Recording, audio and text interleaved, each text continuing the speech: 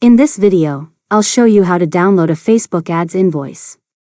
First, sign into your Meta business account on your desktop. Once you're inside, open Ads Manager. Next, click Billing and Payments from the menu. This will take you to your billing section.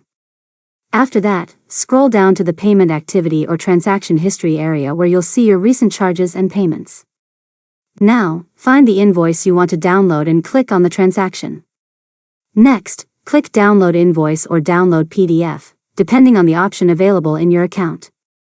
After that, the invoice will be downloaded to your computer as a PDF file. Now, open the file to review the invoice details, including the billing period, payment amount, account information, and transaction details. Finally, save the invoice in a secure location for your accounting records, tax reporting, or business documentation. And that's it. You've successfully learned how to download a Facebook ads invoice.